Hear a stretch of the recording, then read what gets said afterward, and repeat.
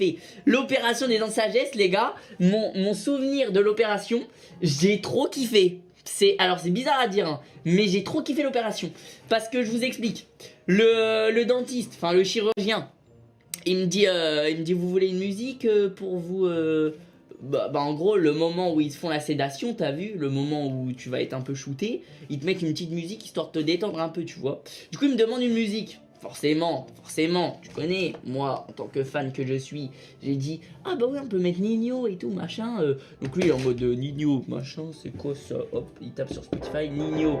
Le son, j'ai fait, c'est bien, j'ai fait. Je dis réfé, bah oui frère, c'est bon, mais réfé, c'est une dinguerie.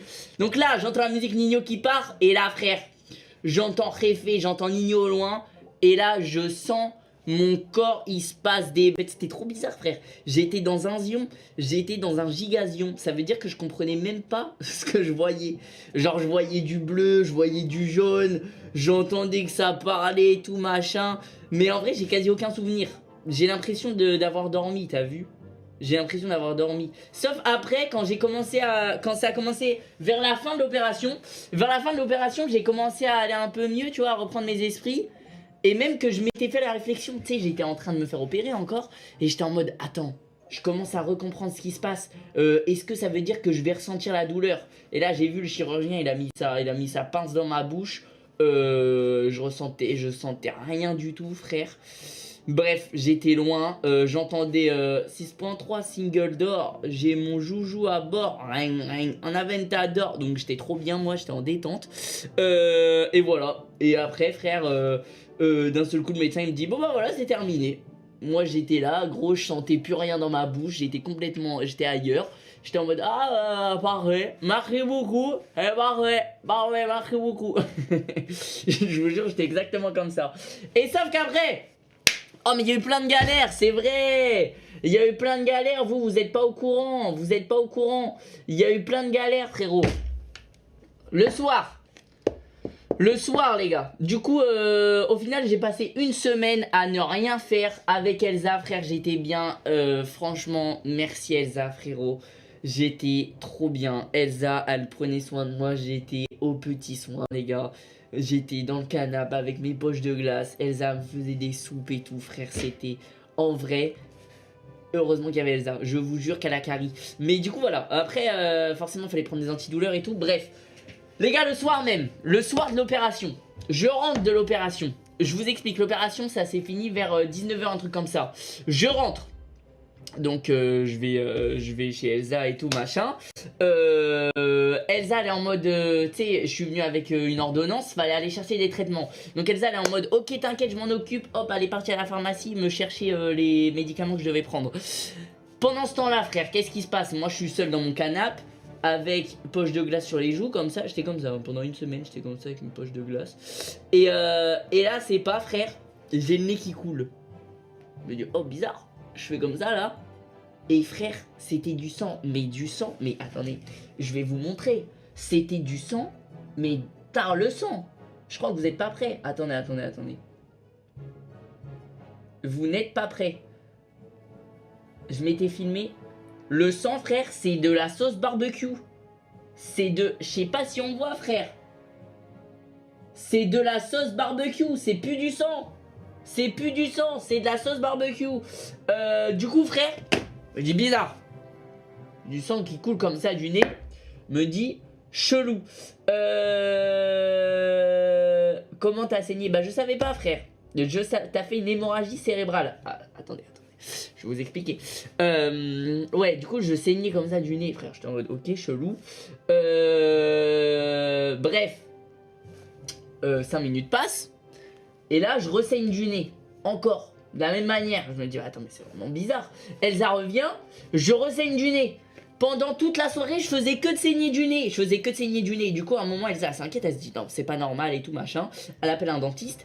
Et à 23h, frère, d'ailleurs, le dentiste, le crack ultime, à 23h, il était là, il était en mode ah oui, dent de sagesse, ok, qu'est-ce qui se passe? Il saigne du nez régulièrement, machin. Et en fait, Elsa, elle était en mode mais oui, Elsa m'avait dit bah il faut faire attention, si ça se trouve, ça avait une hémorragie cérébrale, machin, c'est hyper dangereux et tout. Du coup, elle appelle un dentiste. Le dentiste il dit ah ça c'est un gros problème, c'est un truc ils ont dû pas faire attention pendant l'opération. En fait il pensait que t'as un truc dans la bouche qui est relié à ton nez. Du coup il pensait qu'en enlevant la dent il avait abîmé ce truc et ça avait fait un trou dans ma bouche et du coup le sang il allait dans ma bouche et c'était relié à mon nez donc le sang il coulait par le nez. Sauf qu'au final c'était pas ça, c'était juste... Bah je sais plus en fait c'était quoi.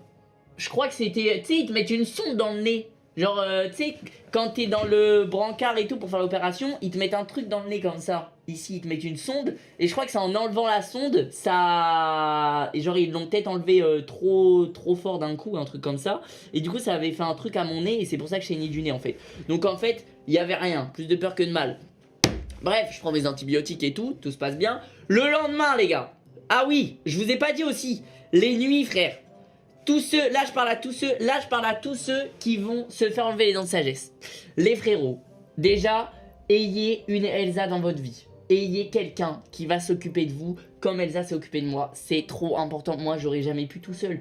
Parce que frère, tu rentres de l'opération, t'es encore foncé de l'opération, t'as mal à la tête, t'as mal à la bouche, t'as mal partout, t'arrives pas à parler. Il faut que t'ailles à la pharmacie chercher des médicaments, je te jure que j'aurais eu trop la flemme, j'y serais jamais allé. Ensuite... faut acheter les soupes et tout machin, faut préparer et tout machin. Frère toi t'es là, tu veux juste mettre la glace sur tes joues et ne penser à rien. Donc voilà, je vous le dis, en termes de douleur, ça va. La douleur est supportable, c'est juste chiant parce que tu dois... Parce que déjà des fois tu saignes dans la bouche, donc c'est chiant. Faut faire très attention quand tu te brosses les dents. Tu dois manger des trucs un peu liquides. Et aussi... faut prendre plein de médicaments, donc c'est grave relou. Et en parlant de ça frère, les nuits c'est le plus gros problème. C'est trop dur de dormir. Parce que déjà faut dormir, t'es obligé. Moi je dors jamais sur le dos, moi je dors moi je sais pas les gars, vous êtes team quoi quand vous dormez? Moi je dors frère, je suis dans mon lit, là j'ai l'oreiller là et je suis comme ça dans l'oreiller, t'as vu ou pas? Donc moi je suis team, je dors sur le ventre, la gueule dans l'oreiller, après je bouge partout. Sauf que là je devais dormir comme un robot, tu sais, je devais dormir sur le dos comme ça frère. C'est horrible, c'est pas une position pour dormir. Donc c'est horrible.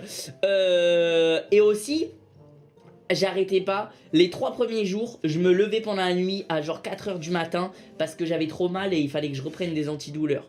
Donc hyper chiant. Mais les antidouleurs frère. Les antidouleurs, il y a un truc que je savais pas. Ils arrêtent pas de te demander les médecins à chaque fois qu'ils te donnent des antibiotiques, enfin des antidouleurs, il n'y avait pas d'antibiotiques. Quand ils te donnent des antidouleurs, etc., ils te demandent est-ce que tu es allergique à quelque chose. Donc moi, je pensais que j'avais pas d'allergie. Moi j'étais en mode bah non, je suis pas allergique et tout machin. Et en fait, Vlatipa. Attends, est-ce que je l'ai encore? Je pense que j'ai plus rien. Non, j'ai plus rien frère. J'ai plus rien, je suis un chouille rouge mais je crois que c'est mon caleçon. Je n'ai plus rien.